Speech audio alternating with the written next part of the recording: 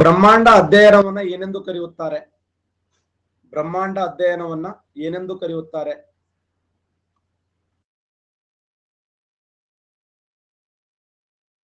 ಶಾಸ್ತ್ರ, ಖಗೋಳಶಾಸ್ತ್ರ, ವಿಶ್ವವಿಜ್ಞಾನ, ವಿಶ್ವಶಾಸ್ತ್ರ.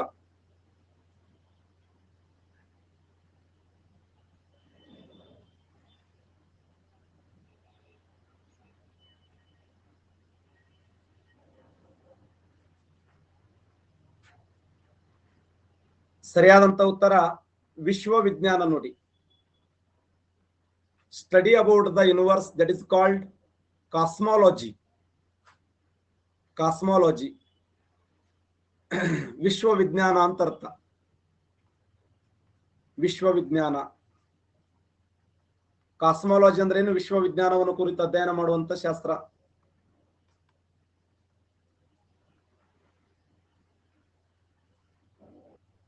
ಏನು ಬರೋದನ್ನು ಓದ್ರಿ ನೀವು. ಅದನ್ನು ಯಾರು ಓದ್ಬೇಕು? ಅದನ್ನು ಇಂಗ್ಲಿಷ್ ನಲ್ಲಿ ಕೊಟ್ಟರು ನೋಡಲ್ಲಿ. ಆಸ್ಟ್ರೋನಾಮಿ, ಕಾಸ್ಮಾಲಜಿ, ಯೂನಿವರ್ಸಾಲಜಿ. ಗೆದ್ನಪ್ಪ ದೇವ್ರೆ.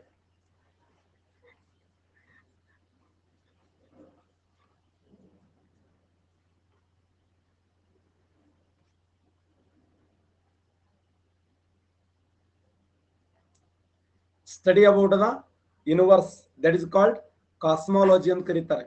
ಕಾಸ್ಮಾಲಜಿ ಅಂದ್ರೆ ಏನು? ಬ್ರಹ್ಮಾಂಡವನ್ನು ಕುರಿತು ಅಧ್ಯಯನ ಮಾಡುವಂತ ಶಾಸ್ತ್ರ. ಬ್ರಹ್ಮಾಂಡವನ್ನು ಕುರಿತು ಅಧ್ಯಯನ ಮಾಡುವ ಶಾಸ್ತ್ರವನ್ನ ಕಾಸ್ಮಾಲಜಿ ಅಂತ ಹೇಳಿ ಕರೀತಾರೆ. Important question.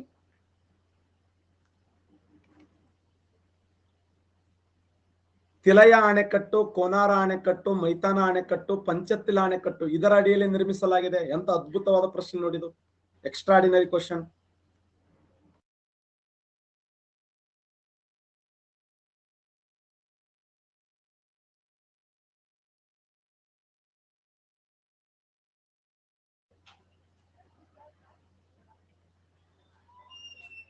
ತಿಲಯ ಅಣೆಕಟ್ಟು, ಕೋನಾರ ಅಣೆಕಟ್ಟು, ಮೈತಾನ ಅಣೆಕಟ್ಟು, ಪಂಚತಿಲ ಅಣೆಕಟ್ಟುಗಳು ಯಾವ ನದಿಗೆ ಅಡ್ಡಲಾಗಿ ಕಟ್ಟಲಾಗಿದೆ ಅಂತ ಪ್ರಶ್ನೆ ಆಗಿದೆ. Very very important. Damodar valley ಯೋಜನೆ. ನಾವು ಅನ್ಕೊಂಡಿವಿ ಇಷ್ಟ ದಿನ ದಾಮೋದರ ಅಣೆಕಟ್ಟು ಅಂದ್ರೆ ದಾಮೋದರ ನದಿಗೆ ಅಡ್ಡಲಾಗಿ ಕಟ್ಟಿದ್ದು ಅಂತಲ್ಲ. ಇದು ಕ್ವಶನ್ ಆಗಿದೆ ನೋಡಿ. ಪಶ್ಚಿಮ ಬಂಗಾಳದಲ್ಲಿ 2 ರಾಜ್ಯಗಳ ಸಂಯುಕ್ತ ಯೋಜನೆ, ಪಶ್ಚಿಮ ಬಂಗಾಳ ಮತ್ತು ಜಾರ್ಖಂಡ್ ರಾಜ್ಯಗಳ ಸಂಯುಕ್ತ ಯೋಜನೆ. ಪಶ್ಚಿಮ ಬಂಗಾಳ ಮತ್ತು ಜಾರ್ಖಂಡ್ ರಾಜ್ಯಗಳ ಸಂಯುಕ್ತ ಯೋಜನೆ 1948ರಲ್ಲಿ 1948ರಲ್ಲಿ ಈ ಒಂದು ಅಣೆಕಟ್ಟನ್ನು ಕಟ್ಟಲಾಯಿತು. ಹಾಗಾದ್ರೆ ತಿಲಯ ಅಣೆಕಟ್ಟನ್ನ ಮತ್ತೆ ಈ ಮೈತಾನ ಅಣೆಕಟ್ಟುಗಳನ್ನ ಯಾವ ನದಿಗೆ ಅಡ್ಡಲಾಗಿ ಕಟ್ಟಲಾಗಿದೆ? ಯಾರು ಹೇಳ್ತಾರೆ? ತಿಲಯ ಮತ್ತು ಮೈತಾನ ಅಣೆಕಟ್ಟುಗಳನ್ನ ಯಾವ ನದಿಗೆ ಅಡ್ಡಲಾಗಿ ಕಟ್ಟಲಾಗಿದೆ?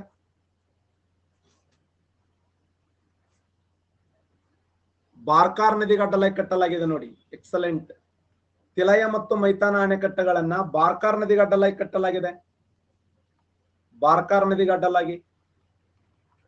ಈ ಕೋನಾರ ಅಣೆಕಟ್ಟನ್ನ ಕೋನಾರ್ ನದಿಗೆ ಅಡ್ಡಲಾಗಿ ಕಟ್ಟಲಾಗಿದೆ. ಕೋನಾರ್ ನದಿಗೆ ಅಡ್ಡಲಾಗಿ ಕೋನಾರ್ ಅಣೆಕಟ್ಟು, ತಿಲಯ ಮತ್ತು ಮೈತಾನ ಅಣೆಕಟ್ಟುಗಳು ಬಾರ್ಕಾರ್ ನದಿಗೆ ಅಡ್ಡಲಾಗಿ, ಪಂಚತಿಲ್ ಅನ್ನುವಂತ ಅಣೆಕಟ್ಟನ್ನ ದಾಮೋದರ ನದಿಗೆ ಅಡ್ಡಲಾಗಿ ಕಟ್ಟಲಾಗಿದೆ. ದಾಮೋದರ ನದಿಗೆ ಅಡ್ಡಲಾಗಿ ಕಟ್ಟಲಾಗಿದೆ ಪಂಚತಿಲ್. ಹಾಗಾದ್ರೆ ಈ 4 ಅಣೆಕಟ್ಟುಗಳ ಸಮೂಹವನ್ನ ನಾವೇನಂತ ಕರಿತೀವಿ ಅಂದ್ರೆ ದಾಮೋದರ ಅಣೆಕಟ್ಟು ಅಂತ ಕರಿತೀವಿ. ಪಶ್ಚಿಮ ಬಂಗಾಳ ಜಾರ್ಖಂಡ್ ರಾಜ್ಯಗಳ ಸಂಯುಕ್ತ ಯೋಜನೆ ಇದು. ಮನೆ ಎಫ್ಡಿಎ ಕೇಳಿದ ಪ್ರಶ್ನೆ ಇದು. ಸ್ವತಂತ್ರ ಭಾರತದ ಮೊಟ್ಟ ಮೊದಲ ಬೃಹತ್ ನೀರಾವರಿ ಯೋಜನೆ ಅಂತ ಕರಿತೀವಿ ಅಲ್ಲ. ನೀರಾವರಿ ಅಂದ್ರೆ ಏನು? ಮಳೆ ನೀರನ್ನ ಅವಲಂಬಿಸದೆ ಕೃತಕ ನೀರಿನ ಮೂಲಗಳಾದಂತ ಬಾವಿಗಳ ಮೂಲಕ, ಹಳ್ಳಕೊಳ್ಳಗಳ ಮೂಲಕ, ನದಿಗಳ ಮೂಲಕ, ಉಪನದಿಗಳ ಮೂಲಕ, ಕೆರೆಗಳ ಮೂಲಕ ನೀರನ್ನು ಪಡೆದು ಕೃಷಿಯನ್ನು ಮಾಡುವ ವಿಶೇಷವಾದ ಕಲೆಗೆ ನೀರಾವರಿ. ನೀರಾವರಿಯಲ್ಲಿ ಸಣ್ಣ ನೀರಾವರಿ, ಮಧ್ಯಮ ನೀರಾವರಿ, ಬೃಹತ್ ನೀರಾವರಿ ಅಂತ ಕರಿತೀವಿ. 2000 ಹೆಕ್ಟೇರ್ಕ್ಕಿಂತ ಕಡಿಮೆ ಇದ್ದರೆ ಸಣ್ಣ, 2ಕ್ಕಿಂತ ಹೆಚ್ಚು, 10ಕ್ಕಿಂತ ಕಡಿಮೆ ಇದ್ದರೆ ಮಧ್ಯಮ, 10ಕ್ಕಿಂತ ಹೆಚ್ಚಿದ್ರೆ ಬೃಹತ್. 10,000 ಹೆಕ್ಟೇರ್ಕ್ಕಿಂತ ಹೆಚ್ಚು ಭೂಮಿಗೆ ನೀರುಣಿಸಿದರದನ್ನ ಬೃಹತ್ ನೀರಾವರಿ ಯೋಜನೆ. ಆ ಬೃಹತ್ ನೀರಾವರಿ ಯೋಜನೆಗಿರುವ ಇನ್ನೊಂದು ಹೆಸರೇ ಮಲ್ಟಿಪರ್ಪೋಸ್ ಇರಿಗೇಷನ್ ಅಂತ ಕರೀತಾರೆ. ವಿವಿಧೋದ್ದೇಶ ನೀರಾವರಿ ಯೋಜನೆ. ನದಿಗಳಿಗೆ ಅಡ್ಡಲಾಗಿ ಬೃಹತ್ ಅಣೆಕಟ್ಟುಗಳನ್ನ ಕಟ್ಟಿ ಆ ನೀರನ್ನ ಗ್ರೌಂಡ್ ವಾಟರ್. ಗ್ರೌಂಡ್ ವಾಟರ್ ಅಂದ್ರೆ ಏನು ನೋಡಿ. ಟ್ರಾನ್ಸ್ಲೇಷನ್ ಮಾಡುವಂತ ಸಮಯದಲ್ಲಿ ಇದೊಂದು ಸ್ವಲ್ಪ ಟಫ್ ಆಗ್ತದೆ. ಕೆಳಗಿನ ನೀರ ಅಂತೇಳಿ. ಗ್ರೌಂಡ್ ವಾಟರ್ ಅಂದ್ರೆ ಏನು? ಅಂತರ್ಜಲ ಇರ್ಲಿ, ಏನೇ ಕರ್ಲಕ್ ಅದು ಬರೋದು ಕರೆಕ್ಟ್ ಆತವಲ್ಲ. ಅಂತರ್ಜಲ 10,000 ಹೆಕ್ಟೇರ್ಕ್ಕಿಂತ ಹೆಚ್ಚು ಭೂಮಿಗೆ ನೀರುಣಿಸುವ ಯೋಜನೆಯನ್ನ ಬೃಹತ್ ನೀರಾವರಿ ಯೋಜನೆ ಅಂತ ಕರೀತಾರೆ. ಬೃಹತ್ ನೀರಾವರಿ ಯೋಜನೆ, ಇದಕ್ಕೆ ವಿವಿಧೋದ್ದೇಶ ನೀರಾವರಿ ಯೋಜನೆ ಅಂತ ಕರೀತಾರೆ.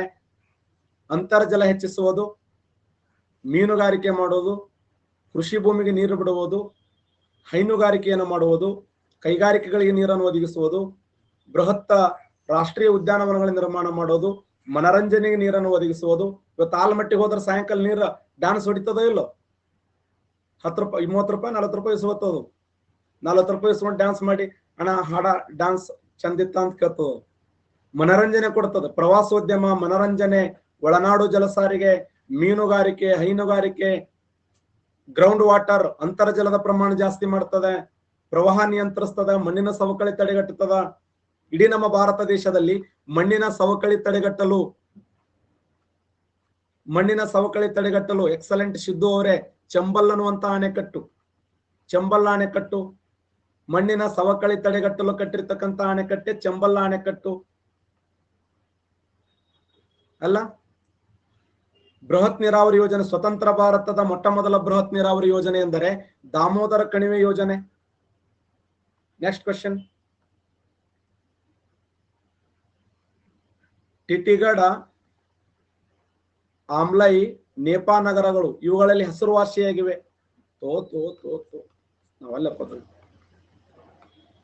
ನೇಪಾ ನಗರ ನೀವು ಬಹಳ ಸರಿ ಎಕ್ಸಾಮ್ ಕೇಳಿದಾರ. ಸಕ್ಕರೆ ಉದ್ಯಮ ಫೇಮಸ್ ಆಗಿದೆ, ಹಡಗು ನಿರ್ಮಾಣಕ್ಕೆ ಫೇಮಸ್ ಆಗಿದೆ, ಕಬ್ಬಿಣ ಮತ್ತು ಉಕ್ಕಿನ ಉದ್ಯಮಕ್ಕೆ ಫೇಮಸ್ ಆಗಿದೆ, ಕಾಗದ ಉದ್ಯಮಿಗೆ ಫೇಮಸ್ ಆಗಿದೆ.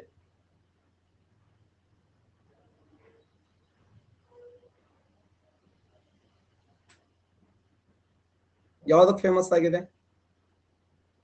59% ಕರೆಕ್ಟ್ ಆನ್ಸರ್ ಮಾಡಿದ್ದೀರಿ. ಕಾಗದ ಉದ್ಯಮಕ್ಕೆ ಫೇಮಸ್ ಆಗಿದೆ ನೋಡಿ, ಕಾಗದ ಉದ್ಯಮಕ್ಕೆ ಪ್ರಸಿದ್ಧಿಯಾಗಿದೆ. ಮಧ್ಯಪ್ರದೇಶದ ನೇಪಾ ಕೇಳಿರಿ ಇದನ್ನ?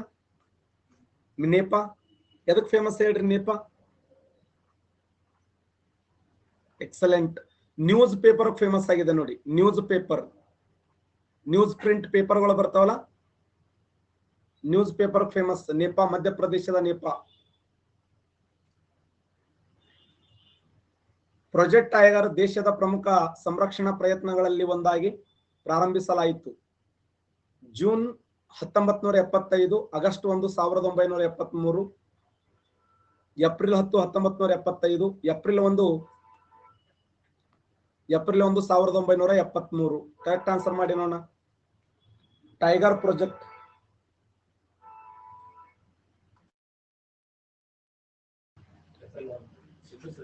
ಟೈಗರ್ ಪ್ರಾಜೆಕ್ಟ್ 1973 ಏಪ್ರಿಲ್ 1 ನೋಡಿ. ಏಪ್ರಿಲ್ 1, 1973. ಏನಿವು? ಹುಲಿ ಯೋಜನೆ. ಹುಲಿ ಯೋಜನೆ ನೋಡಿ. 1972ರಲ್ಲಿ ಸಿಂಹ ಯೋಜನೆ, 1973ರಲ್ಲಿ ಹುಲಿ ಯೋಜನೆ, 1974ರಲ್ಲಿ ಮೊಸಳೆ ಯೋಜನೆ, 1987ರಲ್ಲಿ ಏಕಕೊಂಬಿನ ಗೇಂಡಾಮೃಗ ಯೋಜನೆ, 1992ರಲ್ಲಿ ಆನೆ ಯೋಜನೆ ಅಲ್ಲ. ಪ್ರಮುಖವಾಗಿರುವಂತಹ ಸ್ಕೀಮ್ಗಳು, ಯೋಜನೆಗಳು ಇವು. ಟೈಗರ್ ಪ್ರಾಜೆಕ್ಟ್ ಟೈಗರ್ ದೇಶದ ಪ್ರಮುಖ ಸಂರಕ್ಷಣಾ ಪ್ರಯತ್ನಗಳಲ್ಲಿ ಒಂದಾಗಿದ್ದು 1973 ಏಪ್ರಿಲ್ 1ರಂದು ಈ ಒಂದು ಪ್ರಾಜೆಕ್ಟ್ ಟೈಗರ್ ಅನ್ನ ದೇಶದ ಪ್ರಮುಖ ಸಂರಕ್ಷಣಾ ಪ್ರಯತ್ನಗಳಲ್ಲಿ ಒಂದಾಗಿದೆ ಅಂತ ಹೇಳಿ ಗುರುತಿಸ್ತೀವಿ. 1973 ಏಪ್ರಿಲ್ 1ರಂದು ಈ ಒಂದು ಏನು ಹುಲಿ ಯೋಜನೆಯನ್ನ ಜಾರಿಗೆ ತರಲಾಯಿತು ಅಂತ. ತುಂಗಭದ್ರಾ ವಿವಿಧೋದ್ದೇಶ ಯೋಜನೆ ಇವರ ಜಂಟಿ ಯೋಜನೆಯಾಗಿದೆ. ಯಾರ ಜಂಟಿ ಯೋಜನೆ ಇದು? ಶಬಾಷ್, ವೆರಿ ಗುಡ್.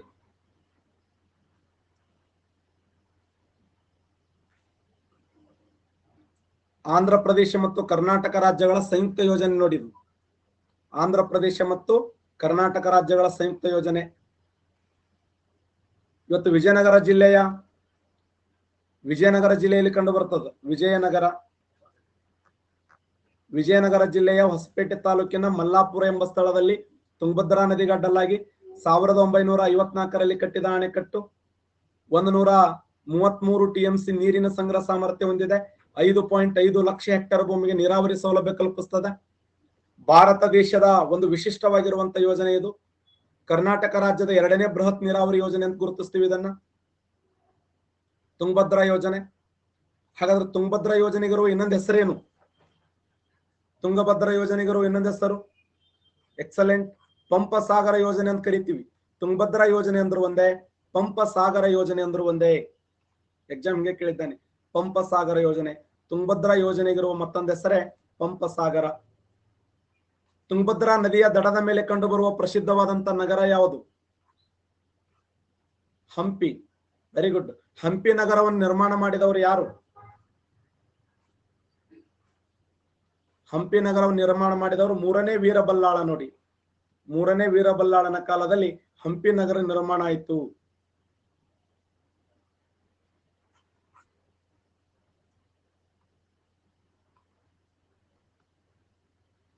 ಸಾವಿರದ 1990ರಲ್ಲಿ ಭಾರತವು 1977ರ ವಿಶ್ವ ಪಾರಂಪರ್ಯ ಕನ್ವೆನ್ಷನ್ ಅನ್ನು ಅನುಮೋದಿಸಿತ್ತು. 4 ನೈಸರ್ಗಿಕ ತಾಣಗಳನ್ನು ಗುರುತಿಸುವ ಮಹೋನ್ನತ ಸಾರ್ವತ್ರಿಕ ಮೌಲ್ಯವನ್ನು ಹೊಂದಿದೆ. ಕಾಜಿರಂಗ ರಾಷ್ಟ್ರೀಯ ಉದ್ಯಾನವನ ಅಸ್ಸಾಂ, ಕ್ಯೂಲುಡಿಯೋ ರಾಷ್ಟ್ರೀಯ ಉದ್ಯಾನವನ Rajasthan, Sundarban biosphere reserve Pashchima Bangala, Nandadevi biosphere reserve Uttarakhand. C ಇವೆಲ್ಲವೂ. ಡಿ ಮೇಲಿನ ಯಾವುದೂ ಅಲ್ಲ.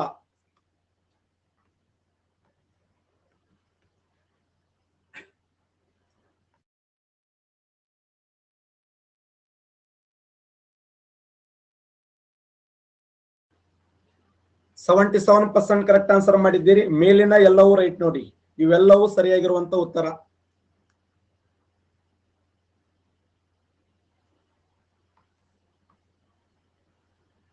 ಸಿ ಸರಿಯಾಗಿರುವಂತ ಉತ್ತರ, ಮೇಲಿನ ಎಲ್ಲವೂ. ಕಾಜಿರಂಗ ರಾಷ್ಟ್ರೀಯ ಉದ್ಯಾನವನ, ಕ್ಯೂಲ್ಡಿಯೋ ರಾಷ್ಟ್ರೀಯ ಉದ್ಯಾನವನ, ಸುಂದರಬನ್ ರಾಷ್ಟ್ರೀಯ ಉದ್ಯಾನವನ, ನಂದಾದೇವಿ ಬಯೋಸ್ಫಿಯರ್ ರಿಸರ್ವ್. ಹಾಗಾದ್ರೆ ನಮ್ಮ ದೇಶದಲ್ಲಿ ರಾಷ್ಟ್ರೀಯ ವಿಶ್ವ ಪಾರಂಪರಿಕ ಪಟ್ಟಿಗೆ ಸೇರಿದ ರಾಷ್ಟ್ರೀಯ ಉದ್ಯಾನವನ ಯಾರು ಹೇಳ್ತಾರೆ?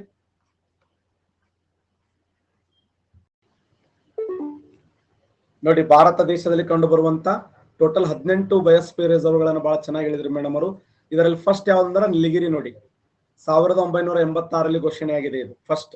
ಮತ್ತೆ ಇನ್ನೊಂದು ವಿಶೇಷ ಏನಂದ್ರೆ ಇದು ಫಸ್ಟ್ ವಿಶ್ವ ಪಾರಂಪರಿಕ ಪಟ್ಟಿಗೆ ಸೇರಿದ್ದು ಕೂಡ ಇದೆ. Okay, next question. ಇವು ಕ್ವಶನ್ ಆಗೇ ಬಿಟ್ಟದಲ್ಲಿ.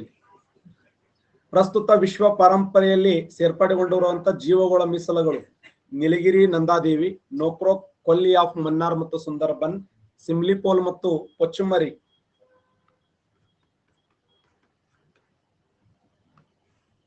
ವಿಶ್ವ ಪಾರಂಪರಿಕ ಪಟ್ಟಿಗೆ ಟೋಟಲ್ 12 ಸೇರ್ಪಡೆಗೊಂಡವು ಅಂತ ಹೇಳಿದೆವು. 18ರಾಗ 12 ಸೇರ್ಪಡೆಗೊಂಡವು.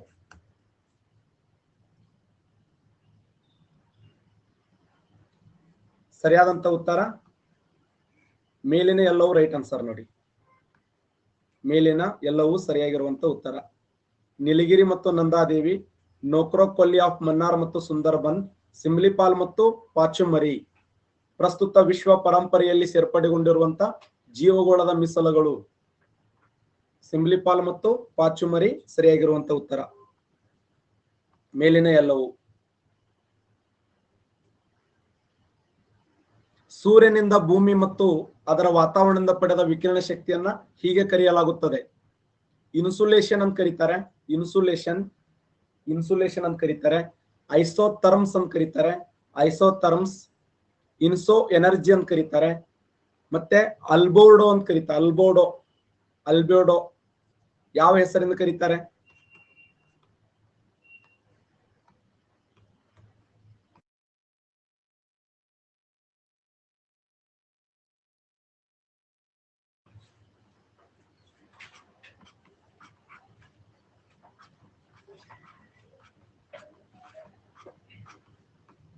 ನೋಡಿ, ಈಸಿಯಾಗಿ ನಾವು ಹೆಂಗ್ ಮಾರ್ಕ್ಸ್ ಕಳ್ಕೊತೀವಿ. ಸರಿಯಾದಂತ ಉತ್ತರ ಇನ್ಸುಲೇಷನ್ ಅಂತ ಕರೀತಾರೆ. ಇನ್ಸುಲೇಷನ್ ಅಂದ್ರೆ ಏನು? ಇನ್ಸುಲೇಷನ್ ಅಂದ್ರೆ ಏನು?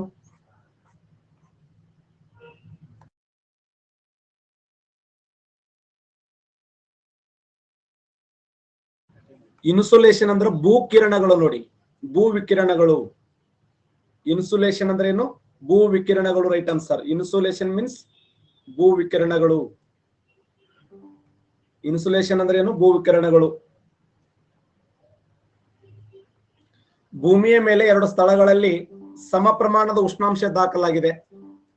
ಭೂಮಿಯ ಮೇಲೆ 2 ಸ್ಥಳಗಳಲ್ಲಿ ಸಮ ಪ್ರಮಾಣದ ಉಷ್ಣಾಂಶ ದಾಖಲಾಗಿದೆ. ಭೂಮಿಯ ಮೇಲೆ 2 ಸ್ಥಳಗಳಲ್ಲಿ ಸಮ ಪ್ರಮಾಣದ ಉಷ್ಣಾಂಶ ದಾಖಲಾಗಿದೆ.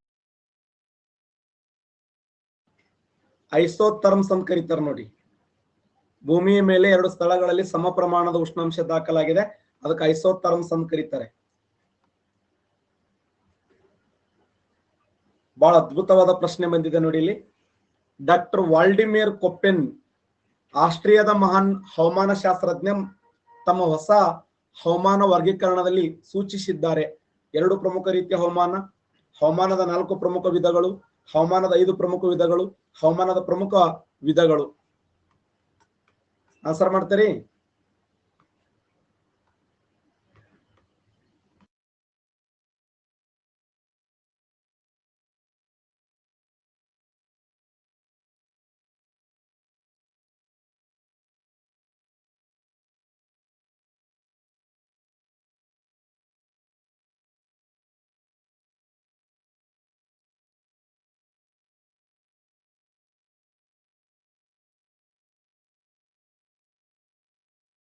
ಉತ್ತರ ಹವಾಮಾನದ 5 ಪ್ರಮುಖ ವಿಧಗಳು. ರೈಟ್ ಆನ್ಸರ್ ನೋಡಿ. ಹವಾಮಾನದ ಪ್ರಮುಖ 5 ವಿಧಗಳು. ಡಾಕ್ಟರ್ ವಾಲ್ಡಿಮಿರ್ ಕೊಪ್ಪೆನ್ ಆಸ್ಟ್ರಿಯಾದ ಮಹಾನ್ ಹವಾಮಾನ ಶಾಸ್ತ್ರಜ್ಞ ತಮ್ಮ ಹೊಸ ಹವಾಮಾನದ ವರ್ಗೀಕರಣದಲ್ಲಿ ಸೂಚಿಸಿದ್ದಾರೆ. ಎಷ್ಟು ಪ್ರಕಾರ ಅಂದ್ರೆ 5 ಪ್ರಮುಖ ವಿಧಗಳು. ರೈಟ್ ಆನ್ಸರ್ ನೋಡಿ. 5 ಪ್ರಮುಖ ವಿಧಗಳು ಹವಾಮಾನದಲ್ಲಿ. ಹವಾಮಾನ ಅಂದ್ರೆ ಏನು, ಯಾರು ಹೇಳ್ತಾರೆ? ಹವಾಮಾನ ಅಂದ್ರೆ ಏನು? ಹವಾಮಾನ ಅಂದ್ರೆ ಏನು? ಹವಾಮಾನ ಅಂದ್ರೆ ಏನು?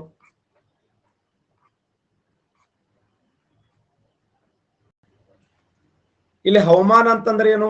ಒಂದು ದಿನದಲ್ಲಿ ಆಗುವ ಬದಲಾವಣೆಯನ್ನ ಹವಾಮಾನ ಅಂತ ಕರೀತಾರೆ. ಕೇವಲ ಒಂದೇ ಒಂದು ದಿನದಲ್ಲಿ ಆಗುವ ಬದಲಾವಣೆಯನ್ನ ಹವಾಮಾನ. ಅದಕ್ಕೆ ಹವಾಮಾನ ಈ ಭೂಮಿಯ ಮೇಲೆ ಮೊಟ್ಟ ಮೊದಲ ಬಾರಿಗೆ ಹವಾಮಾನವನ್ನು ಕುರಿತು ಮೊದಲ ಬಾರಿಗೆ ಮಾಹಿತಿ ಕೊಟ್ಟವ್ರು ಯಾರು ಅಂತಂದ್ರೆ, ಎಸ್ ಎಕ್ಸಲೆಂಟ್, ಅರಿಸ್ಟಾಟಲ್ ನೋಡಿ. ಅರಿಸ್ಟಾಟಲ್ ಹವಾಮಾನವನ್ನು ಕುರಿತು ಮೊದಲ ಬಾರಿಗೆ ಮಾಹಿತಿ ಕೊಟ್ಟವರು ಅರಿಸ್ಟಾಟಲ್. ಅರಿಸ್ಟಾಟಲ್ ಹವಾಮಾನವನ್ನು ಕುರಿತು ಅಧ್ಯಯನ ಮಾಡುವ ಶಾಸ್ತ್ರವನ್ನ ಮೆಟೆರಾಲಜಿ ಅಂತ ಕರೀತಾರೆ. Study about the weather. Study about the weather. Morning ದಿಂದ ಈವ್ನಿಂಗ್ ಅಂದ್ರೆ ದಿನದ 24 ಗಂಟೆಯಲ್ಲಿ ಆಗುವಂತ ಬದಲಾವಣೆ. ದಿನದ 24 ಗಂಟೆಯಲ್ಲಿ ಆಗುವಂತ ಬದಲಾವಣೆಯನ್ನ ಹವಾಮಾನ ಅಂತ ಕರೀತಾರೆ. 24 ಗಂಟೆಯಲ್ಲಿ ಆಗುವಂತ ಈ ವಾತಾವರಣದಲ್ಲಿ ಮೋಡ, ಮಳೆ, ಮಿಂಚು, ಗುಡುಗು, ಸಿಡಿಲು, ಆರ್ದ್ರತೆ ಇವುಗಳಲ್ಲಿ ಆಗುವಂತ ಬದಲಾವಣೆಯನ್ನ ಹವಾಮಾನ ಅಂತ ಕರೀತಾರೆ. ಈ ಭೂಮಿ ಮೇಲೆ ಮೊದಲ ಬಾರಿಗೆ ಹವಾಮಾನ ಎಂಬ ಪದವನ್ನು ಬಳಕೆ ಮಾಡಿದವರು ಅರಿಸ್ಟಾಟಲ್. ವೆದರ್ ಅಂತ ಕರೀತಾರೆ. Study about the weather, that is called meteorology ಅಂತ ಕರೀತಾರೆ. ಹಾಗಾದ್ರೆ ಹವಾಮಾನದಲ್ಲಿ ಆತ ಈ ವಾಲ್ಡಿಮಿರ್ ಕೊಪ್ಪೆನ್ ಅನ್ನುವಂತ ವ್ಯಕ್ತಿ 5 ತರದ ಹವಾಮಾನಗಳನ್ನ ವಿಂಗಡಿಸ್ತಾನೆ. ಅವು ಯಾವ ಅಂತಂದ್ರೆ, ಒಂದು ಉಷ್ಣವಲಯ ಅಂತೇಳಿ, ಒಂದು ಉಷ್ಣವಲಯ ಅಂತೇಳಿ, 2 ಶುಷ್ಕ ಅಂತೇಳಿ, 3 ಸಮಶೀತೋಷ್ಣ ವಲಯ ಅಂತೇಳಿ,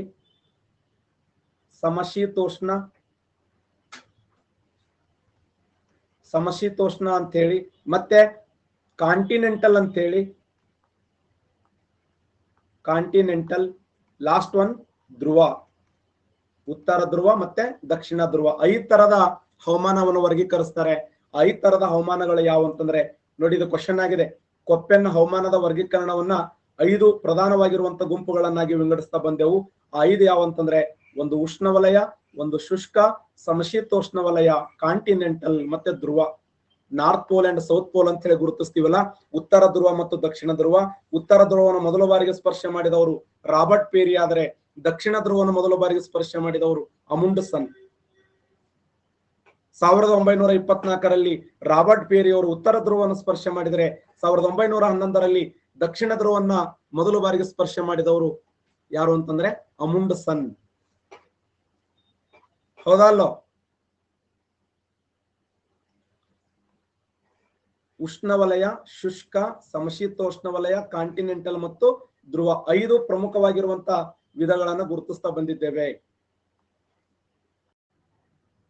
ಭಾರತದಲ್ಲಿ ಆಧುನಿಕ ಕಬ್ಬಿಣ ಮತ್ತು ಉಕ್ಕಿನ ಉದ್ಯಮವು 1870ರಲ್ಲಿ ಭಾರತದಲ್ಲಿ ಆಧುನಿಕ ಕಬ್ಬಿಣ ಮತ್ತು ಉಕ್ಕಿನ ಉದ್ಯಮವು ಬೆಂಗಾಲದ ಐರನ್ ವರ್ಕ್ಸ್ ಕಂಪನಿಯನ್ನು ಸ್ಥಾಪಿಸಿದಾಗ ಪ್ರಾರಂಭವಾಯಿತು.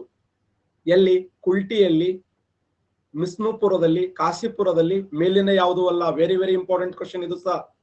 ಫಸ್ಟ್ ನಮ್ಮ ದೇಶದಲ್ಲಿ ಮೊಟ್ಟ ಮೊದಲ ಬಾರಿಗೆ ಈ ಉಕ್ಕು ಕಬ್ಬಿಣ ಕಾರ್ಖಾನೆ ಆರಂಭಗೊಂಡಿದ್ದು ಪಶ್ಚಿಮ ಬಂಗಾಳದ ಕುಲ್ಟಿ. ನೋಡಿ, ನೆನ್ಪಿಡಿ, ನಿಮ್ಗೆ ಸಾಕಷ್ಟು ಬಾರಿ ಈ ಪಾಯಿಂಟ್ ಅನ್ನು ಹೇಳಿದ್ದೆ ನಾನು. ಪಶ್ಚಿಮ ಬಂಗಾಳದ ಕುಲ್ಟಿ ಎಂಬ ಸ್ಥಳದಲ್ಲಿ 1870ರಲ್ಲಿ ಪಶ್ಚಿಮ ಬಂಗಾಳದ ಕುಲ್ಟಿ ಎಂಬ ಸ್ಥಳದಲ್ಲಿ 1870ರಲ್ಲಿ ಈ ಒಂದು ಪ್ರಥಮ ಬಾರಿಗೆ ಉಕ್ಕು ಕಬ್ಬಿಣ ಕಾರ್ಖಾನೆ ಆರಂಭವಾಯಿತು. ಅಲ್ಲ, ಕುಲ್ಟಿ, ಪಶ್ಚಿಮ ಬಂಗಾಳದ ಕುಲ್ಟಿ ಅನ್ನುವಂತ ಸ್ಥಳದಲ್ಲಿ. ಅದಾದ ನಂತರ 1907ರಲ್ಲಿ ಟಿಸ್ಕೋ, 1919ರಲ್ಲಿ ಇಸ್ಕೋ, 1923ರಲ್ಲಿ ವಿಸ್ಕೋ, 1955ರಲ್ಲಿ ರೂರ್ಕೆಲಾ, 1956ರಲ್ಲಿ ದುರ್ಗಾಪುರ, 1957ರಲ್ಲಿ ಬಿಲಾಯಿ, 1964ರಲ್ಲಿ ಬೊಕ್ಯಾರೋ, 1972ರಲ್ಲಿ ವಿಶಾಖಪಟ್ಟಣ, 1982ರಲ್ಲಿ ಸೇಲಂ, 2000ರಲ್ಲಿ ಜಿಂದಾಲ್. ಇದು ಓದಿನ ತಾಕತ್ತಿದು, ಅನ್ಯ ಮಾರ್ಗ ಅಲ್ಲ. ಓದಿ ಅಧ್ಯಯನ ಮಾಡಿ ಗೌರ್ಮೆಂಟ್ ಜಾಬ್ ತಗೊಂಡು ಸಮಾಜದಲ್ಲಿ ದಿಟ್ಟ ಅಧಿಕಾರಿಯಾಗಿ ಸೇವೆ ಮಾಡಬೇಕು ಹೊರತು ವಾಮ ಮಾರ್ಗದ ಮೂಲಕ, ಕಳ್ಳ ಮಾರ್ಗದ ಮೂಲಕ ಎಲ್ಲೇ ಒಂದು ಸಂಧ್ಯಾಗ ಬಿಲ್ಲಿನಂಗೆ ಬಂದು ಆಗಲ್ಲ ಅದು. 1907ರಲ್ಲಿ ಎಲ್ಲಿ? ಇಸ್ಕೋ, ವಿಸ್ಕೋ, ರೂರ್ಕೆಲಾ, ದುರ್ಗಾಪುರ, ಬಿಲಾಯಿ, ಬೊಕ್ಯಾರೋ. ಕ್ವಶನ್ ಕೇಳಿದ್ದಾನೆ, ಯಾವ ಉಕ್ಕು ಕಬ್ಬಿಣ ಕಾರ್ಖಾನೆಯನ್ನ ಸ್ವದೇಶಿ ಉಕ್ಕು ಕಬ್ಬಿಣ ಕಾರ್ಖಾನೆ ಅಂತ ಕರೀತಾರೆ? ಎಕ್ಸಲೆಂಟ್ ಬಸ್ಸು ಅವರೇ. ಬೊಕ್ಯಾರೋ ಉಕ್ಕು ಕಬ್ಬಿಣ ಕಾರ್ಖಾನೆ, ಬೊಕ್ಯಾರೋ ಉಕ್ಕು ಕಬ್ಬಿಣ ಕಾರ್ಖಾನೆಯನ್ನು ಸ್ವದೇಶಿ ಉಕ್ಕು ಕಬ್ಬಿಣ ಕಾರ್ಖಾನೆ ಅಂತ ಕರೀತಾರೆ. ಅಲ್ಲ, ಯಾವ ಉಕ್ಕು ಕಬ್ಬಿಣ ಕಾರ್ಖಾನೆಯನ್ನು ಹಿಂದೂಸ್ತಾನ್ ಸ್ಟೀಲ್ ಕಂಪನಿ ಅಂತ ಕರೀತಾರೆ? ಯಾವ ಉಕ್ಕು ಕಬ್ಬಿಣ ಕಾರ್ಖಾನೆ? ಹಿಂದೂಸ್ತಾನ್. ಎಕ್ಸಲೆಂಟ್. ರೂರ್ಕೆಲಾ ಉಕ್ಕು ಕಬ್ಬಿಣ ಕಾರ್ಖಾನೆ, ರೂರ್ಕೆಲಾ ಉಕ್ಕು ಕಬ್ಬಿಣ ಕಾರ್ಖಾನೆ. ಯಾವ ಉಕ್ಕು ಕಬ್ಬಿಣ ಕಾರ್ಖಾನೆಯನ್ನ ಇಂಗ್ಲೆಂಡ್ ದೇಶದ ಸಹಯೋಗದೊಂದಿಗೆ ಆರಂಭವಾಯಿತು? ಇಂಗ್ಲೆಂಡ್ ದೇಶದ ಸಹಯೋಗದೊಂದಿಗೆ.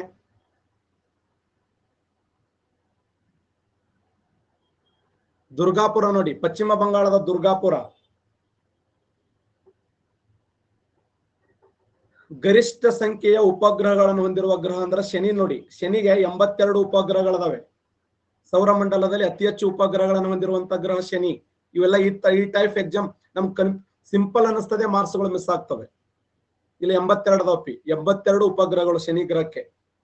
82 ಉಪಗ್ರಹಗಳು. ಯಾರವನ ಮನೆಗೆ ಹೋಗ್ತೀನಿ ನಿಮ್ಮ ಮಾಯಿ. ಶನಿ ಗ್ರಹ ನೋಡಲು ಅತ್ಯಂತ ಸುಂದರವಾದ ಗ್ರಹ ಯಾವುದು? ವೆರಿ ಬ್ಯೂಟಿಫುಲ್ ಪ್ಲಾನೆಟ್ ಇನ್ ಸೋಲಾರ್ ಸಿಸ್ಟಮ್.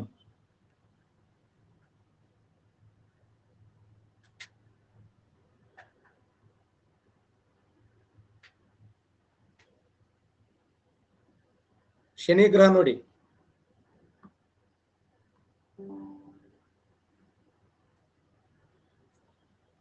ಅತಿ ಹೆಚ್ಚು ಚಂದ್ರನ ಹೊಂದಿರುವಂತ ಗ್ರಹ ಯಾವುದು? ಅತಿ ಹೆಚ್ಚು ಚಂದ್ರನ ಹೊಂದಿದ ಗ್ರಹ?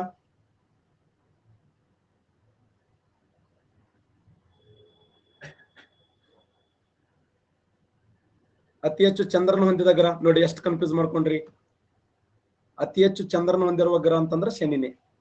ಅಂದ್ರ ಗರಿಷ್ಠ ಉಪಗ್ರಹಗಳನ್ನು ಹೊಂದಿರುವಂತ ಗ್ರಹ. ಸೌರಮಂಡಲದಲ್ಲಿ ಅತಿ ಹೆಚ್ಚು ಉಪಗ್ರಹಗಳನ್ನು ಹೊಂದಿರುವಂತ ಗ್ರಹ ಅಂದ್ರೆ ಶನಿ. ಅಲ್ಲ, ಹಿಮ್ಮುಖ ಚಲನೆ ಹೊಂದಿರುವ ಗ್ರಹ ಯಾವುದು? ಇದರಲ್ಲಿ ಯಾವ ಗ್ರಹವು ಹಿಮ್ಮುಖ ಚಲನೆಯನ್ನು ಹೊಂದಿದೆ?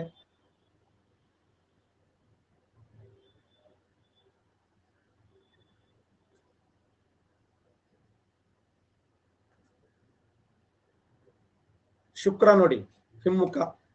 ಎಲ್ಲಾ ಗ್ರಹಗಳು ಪಶ್ಚಿಮದಿಂದ ಪೂರ್ವಕ್ಕೆ ತಿರುಗಿದರೆ ಇದು ಪೂರ್ವದಿಂದ ಪಶ್ಚಿಮಕ್ಕೆ ತಿರುಗುತ್ತದೆ. ಈ ಕೆಳಗಿನ ಯಾವ ಗ್ರಹದಲ್ಲಿ ಪಶ್ಚಿಮದಲ್ಲಿ ಸೂರ್ಯ ಉದಯವಾಗುತ್ತಾನೆ? ಈ ಕೆಳಗಿನ ಯಾವ ಗ್ರಹದಲ್ಲಿ ಪಶ್ಚಿಮದಲ್ಲಿ ಸೂರ್ಯ ಉದಯವಾಗುತ್ತಾನೆ? ಅದೇ ಶುಕ್ರ ಗ್ರಹನೇ, ಬಡ್ತ್ ಬಿಡಬೇಕು. ಈ ಕೆಳಗಿನ ಯಾವ ಗ್ರಹ ಅತ್ಯಂತ ಕಡಿಮೆ ವೇಗದಲ್ಲಿ ತನ್ನನ್ನು ತಾನು ಸುತ್ತಿಕೊಳ್ಳುತ್ತದೆ?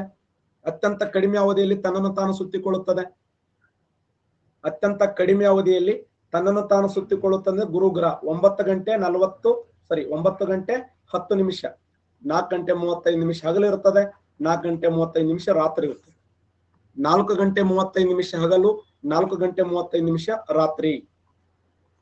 ಸೌರಮಂಡಲದಲ್ಲಿ ಅತ್ಯಂತ ಚಿಕ್ಕ ಹಗಲು ರಾತ್ರಿಗಳನ್ನು ಹೊಂದಿರುವಂತ ಗ್ರಹ ಅಂದ್ರೆ ಗುರುಗ್ರಹ ಅಲ್ಲ. ಇಡೀ ಸೋಲಾರ್ ಸಿಸ್ಟಮ್ ದಲ್ಲಿ ಅತ್ಯಂತ ಕಡಿಮೆ ಈ ರೊಟೇಷನ್ ಪೀರಿಯಡ್ ಅನ್ನು ಹೊಂದಿರುವಂತ ಗ್ರಹ ಯಾವ್ದಂತ ಕೇಳ್ತಾನೆ.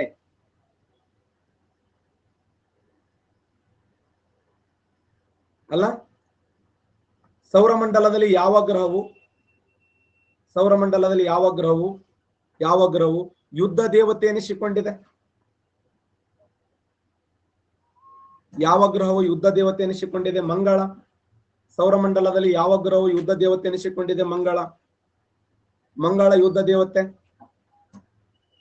ಪ್ರೇಮ ದೇವತೆ ಯಾವುದು? ಪ್ರೇಮ ದೇವತೆ ಶುಕ್ರ. ಕೃಷಿ ದೇವತೆ, ಎಲ್ಲರ ದೇವರು. ಯುದ್ಧ ದೇವತೆ ಎಲ್ಲರ ದೇವತೆ. ಪ್ರೇಮ ದೇವತೆ ಶನಿ ದೇವತೆ. ಏನು ಕೃಷಿ ದೇವತೆ? ಶನಿ ದೇವತೆ ಅಲ್ಲ, ಕೃಷಿ ದೇವತೆ. ಬಿಹಾರದ ದುಃಖದ ನದಿ ಯಾವುದು? ಕೋಶಿ ನದಿ. ಈ ಕೆಳಗಿನ ಗ್ರಹಗಳನ್ನು ಸೇರಿಸಿ ಬುಧ ಶುಕ್ರ, ಒಳಗಿನ ಗ್ರಹಗಳು ಬುಧ ಶುಕ್ರ ಭೂಮಿ ಗುರು, ಬುಧ ಶುಕ್ರ ಶನಿ ಮಂಗಳ, ಶನಿ ಗುರು ನೆಪ್ಚೂನ್ ಯುರೇನಿಸ್. ನಾವಲ್ಲಪ್ಪ.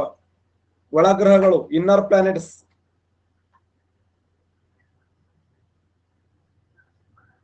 ಇನ್ನರ್ ಪ್ಲಾನೆಟ್ಸ್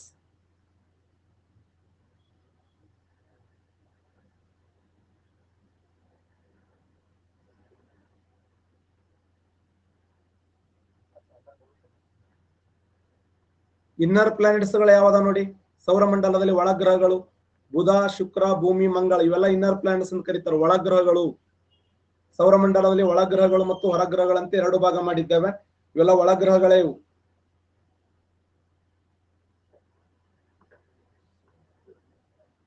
ಮುಗಿಸದ ರಾಷ್ಟ್ರೀಯ ಹೆದ್ದಾರಿಗಳನ್ನು ಒಳಗೊಂಡ ಗೋಲ್ಡನ್ ಚತುಷ್ಪಥ ಸಂಪರ್ಕಗಳು ದೆಹಲಿ ಮುಂಬೈ ಚೆನ್ನೈ ಹೈದರಾಬಾದ್ ದೆಹಲಿ, ದೆಹಲಿ ಮುಂಬೈ ಚೆನ್ನೈ ಕೊಳ್ಳಾಟ್ ದೆಹಲಿ, ದೆಹಲಿ ಮುಂಬೈ ಬೆಂಗಳೂರು ಕೊಳ್ಳಾಟ್ ದೆಹಲಿ, ದೆಹಲಿ ಮುಂಬೈ ಬೆಂಗಳೂರು ಕೊಳ್ಳಾಟ್ ಹೈದರಾಬಾದ್.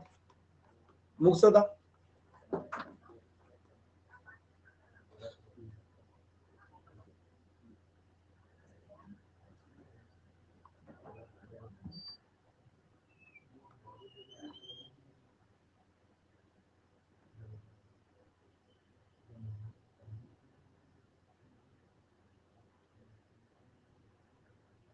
ದೆಹಲಿ ಮುಂಬೈ ಚೆನ್ನೈ ಕೊಳ್ಳಾಟ್ ದೆಹಲಿ.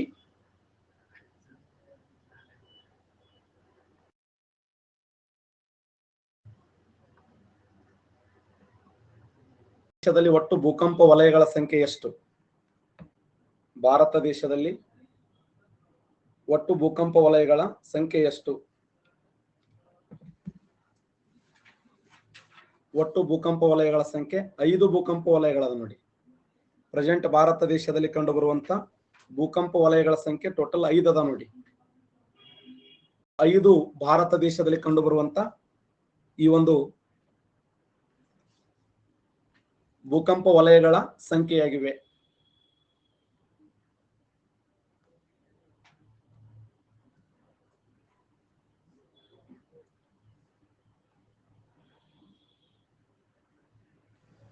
ಪರಿವರ್ತನಾ ಮಂಡಲ, ಸಮೋಷ್ಣ ಮಂಡಲ, ಮಧ್ಯ ಮಂಡಲ, ಆಯಾನು ಮಂಡಲ. ಈ ಕೆಳಗಿನ ಯಾವ ವಲಯವನ್ನ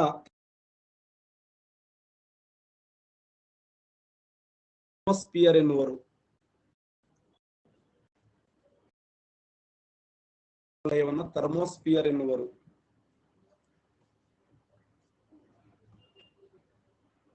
ಈ ಕೆಳಗಿನ ಯಾವ ಮಂಡಲವನ್ನು ಥರ್ಮೋಸ್ಫಿಯರ್ ಎನ್ನುವರು ಅಂತಂದ್ರೆ ಆಯಾನು ಮಂಡಲ ನೋಡಿ. ಆಯಾನು ಮಂಡಲವನ್ನ ಥರ್ಮೋಸ್ಫಿಯರ್ ಅಂತ ಕರೀತಾರೆ. ಆಯಾನೋಸ್ಫಿಯರ್ ಅಂದ್ರೂ ಒಂದೇ, ಥರ್ಮೋಸ್ಫಿಯರ್ ಅಂದ್ರೂ ಒಂದೇ. ಮಂಡಲವನ್ನ ಹವಾಗೋಳ ಎನ್ನುವರು. ಹವಾಗೋಳ ಎನ್ನುವರು.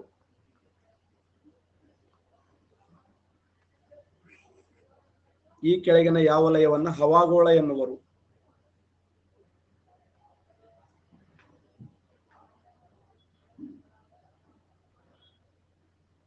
ಹವಾಗೋಳ ಯಾವುದಂದ್ರ ಪರಿವರ್ತನ ಮಂಡಲ ನೋಡಿ. ಪರಿವರ್ತನ ಮಂಡಲವನ್ನ ಹವಾಗೋಳ ಎನ್ನುವರು.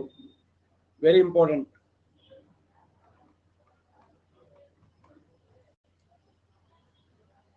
ವಾಯುಗೋಳ ಎನ್ನುವರು. ವಾಯುಗೋಳ ಎನ್ನುವರು.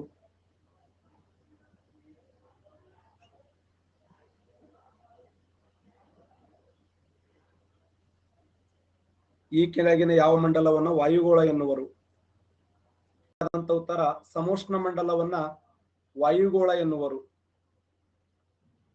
ವಾಯುಗೋಳ ನೋಡಿ, ಕನ್ಫ್ಯೂಸ್ ಇದೆ.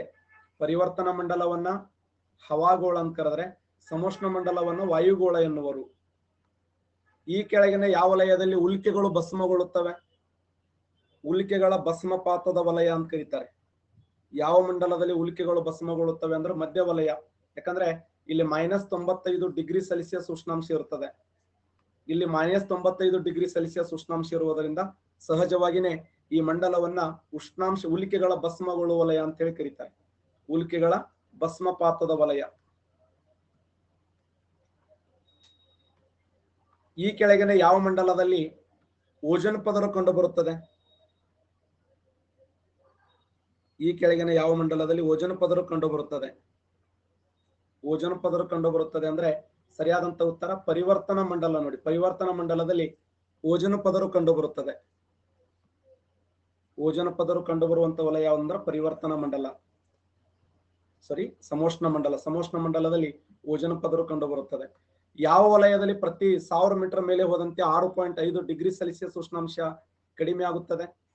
ಯಾವ ವಲಯದಲ್ಲಿ ಪ್ರತಿ 1000 ಮೀಟರ್ ಮೇಲೆ ಹೋದಂತೆ 6.5 ಡಿಗ್ರಿ ಸೆಲ್ಸಿಯಸ್ 6.5 ಡಿಗ್ರಿ ಸೆಲ್ಸಿಯಸ್ ಉಷ್ಣಾಂಶ ಕಡಿಮೆ ಆಗುತ್ತದೆ?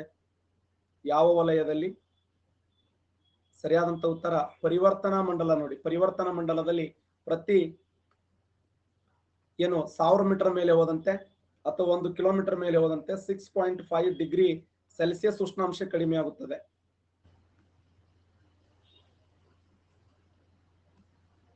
ಉತ್ತರ ಧ್ರುವ,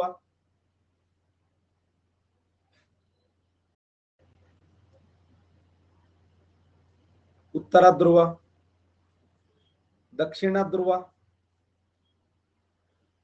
ಉತ್ತರ ಧ್ರುವ, ದಕ್ಷಿಣ ಧ್ರುವ, ಸಮಭಾಜಕ ವೃತ್ತ, ಸಮಭಾಜಕ ವೃತ್ತ, ಮಕರ ಸಂಕ್ರಾಂತಿ ವೃತ್ತ. ಅತಿ ಹೆಚ್ಚು ಓಜೋನ್ ಪದರು ನಾಶವಾದಂತ ಭಾಗ ಯಾವುದು? ಅತಿ ಹೆಚ್ಚು ಓಜೋನ್ ಪದರು ನಾಶವಾದ ಭಾಗ ಯಾವುದು? ಅತಿ ಹೆಚ್ಚು ಓಜೋನ್ ಪದರು ನಾಶವಾದ ಭಾಗ ಯಾವುದು?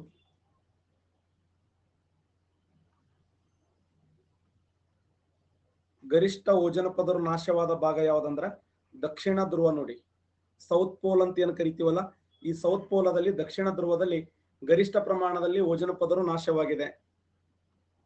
ಅತಿ ಹೆಚ್ಚು ಓಜೋನ್ ಪದರು ನಾಶವಾಗಿರುವಂತ ವಲಯ ಅಂದ್ರ ಅದು ದಕ್ಷಿಣ ಧ್ರುವ.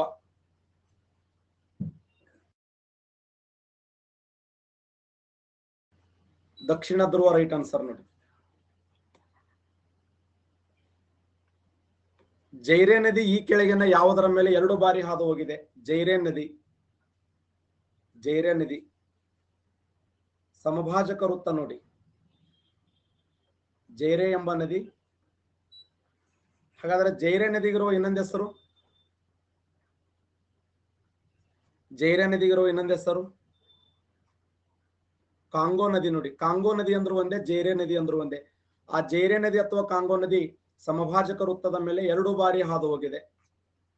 ಜೈರೆ ಅಥವಾ ಕಾಂಗೋ ನದಿ ಸಮಭಾಜಕ ವೃತ್ತದ ಮೇಲೆ 2 ಬಾರಿ ಹಾದು ಹೋಗಿದೆ.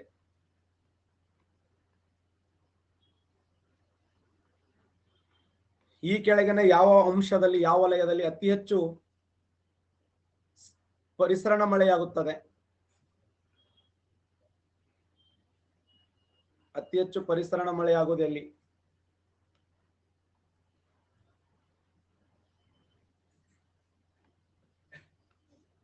ಅತಿ ಹೆಚ್ಚು ಪರಿಸರಣ ಮಳೆಯಾಗುವುದು ಎಲ್ಲಿ? ಗರಿಷ್ಠ ಪ್ರಮಾಣದಲ್ಲಿ ಪರಿಸರಣ ಮಳೆಯಾಗುವುದು ಎಲ್ಲಿ ಅಂತಂದ್ರೆ ಅದು ಸಮಭಾಜಕ ವೃತ್ತದಲ್ಲಿ. ಅದಕ್ಕೆ ಸಮಭಾಜಕ ವೃತ್ತದಲ್ಲಿ ಹೈಯೆಸ್ಟ್ ಏನಪ್ಪಾ ಅಂತಂದ್ರೆ ಎವರ್ಗ್ರೀನ್ ಫಾರೆಸ್ಟ್ ಇದೆ. ನೋಡಿ, ನಿತ್ಯ ಹರಿದ್ವರ್ಣ ಕಾಡುಗಳು ಎಲ್ಲಿ ಕಂಡು ಬರ್ತಾವ ಅಂದ್ರೆ ಸಮಭಾಜಕ ವೃತ್ತದಲ್ಲಿ ಕಂಡು ಬರ್ತವೆ.